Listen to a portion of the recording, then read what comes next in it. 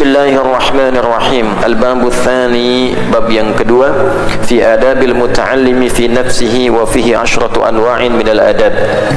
Terkait dengan adab, etika, rangkaian aturan-aturan bagi penuntut ilmu fi nafsihi, yang terkait dengan kondisi jiwanya atau pengondisian keadaan jiwanya, wa fihi asyratu anwa'in, dan dalam hal ini terdapat 10 perkara minal adab, yang termasuk dalam hal adab atau etika. Secara singkatnya, kalau ingin menjadi penuntut ilmu yang sukses, sukses dalam artian dua, sukses dunia, sukses akhirat. Karena ada penuntut ilmu yang sukses dunia tapi belum tentu sukses akhirat. Kan banyak yang belajar untuk dunianya, sekolah dari mulai pendidikan anak usia dini, PAUD, KB, TK. TK pun dibagi dua lagi, TK, TKB.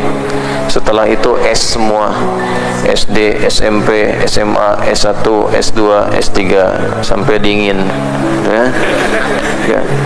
Cari dunia kan, dapat ijazah, ya kan? Dan belajarnya begitu serius, sampai mau ujian ada minggu tenang, kan? Semakin dikasih semakin tidak tenang. Karena salah menempatkannya. Waktunya belajar main, waktunya tenang dia belajar. Sukses.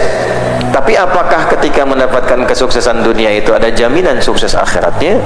Sementara dia menyadari bahwa dia akan meninggalkan dunianya.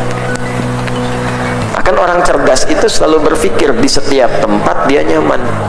Saya mau berangkat dari satu tempat, misalnya dari Jakarta ke Bekasi, kan bukan hanya berangkat saja, kita pikirkan bagaimana di Bekasinya nyaman. Mau kajian ke sini kan difikirkan datang jam berapa, tempatnya di saf yang mana, ya kan? Setelah itu rutenya seperti apa supaya nyaman, kan? Nah, orang cerdas selalu berpikir di setiap tempat itu dia bisa merasakan nyaman. Nah, sekarang kita menyadari bahwa kehidupan itu bukan hanya di dunia. Nanti akan mampir di kubur, waiting room, kan? Karena itu ditampakkan di hadapan kita. Yang meninggal tampakkan, minimal lewat kuburan untuk mengingatkan diri kita, itu kan? Atau kita bahkan yang langsung mengantarkan, besok kan gantian kita di situ. Nah, sekarang pertanyaannya, sudah masuk golongan cerdas belum? Bahwa ketika kita masuk ke situ kita bisa merasa nyaman. Bagaimana kita bisa memastikan bahwa ketika masuk kita nyaman?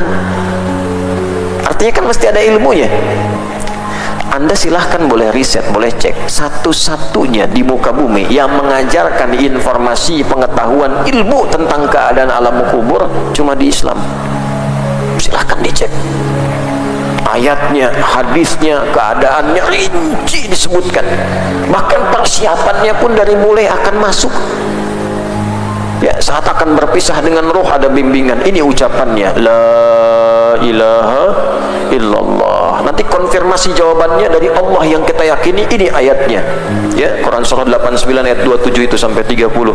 Ya ayyatuhan nafsul mutmainnah, irji'i ila rabbiki radiyatan mardiyah, fadkhuli fi ibadi wadkhuli jannati. Nanti kalau meninggal, masuknya ke dalam kubur suasananya begini. Turun Quran surah Ali Imran surah 3 ayat 169 sampai 171 itu.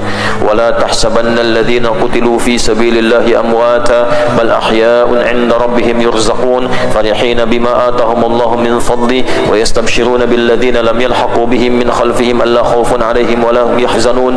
Ya, paham tidak? Siapkan.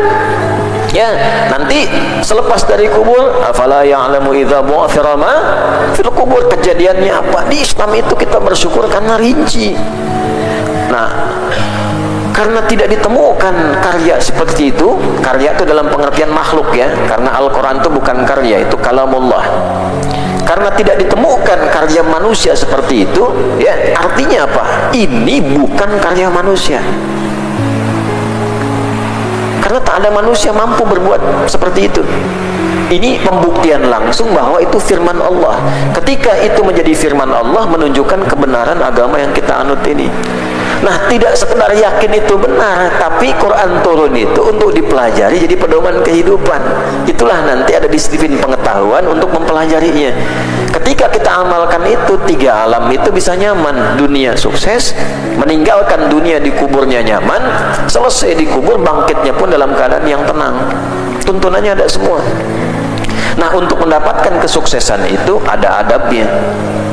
Ya, Anda aja, mohon maaf, Anda bekerja ada aturannya, ada adabnya, ada normanya. Nah, pengetahuan pun kalau ingin sukses, itu para ulama mengeluarkan ayat-ayat dan hadis dalam Al-Quran. Ini ada ketentuannya, ada adabnya. Dan adab yang pertama terkait dengan pengondisian jiwa kita, hati kita. Kalau jiwanya sudah bagus, jiwanya sudah baik, maka segala yang terkait dengan ilmu itu akan semakin mudah dan berkah.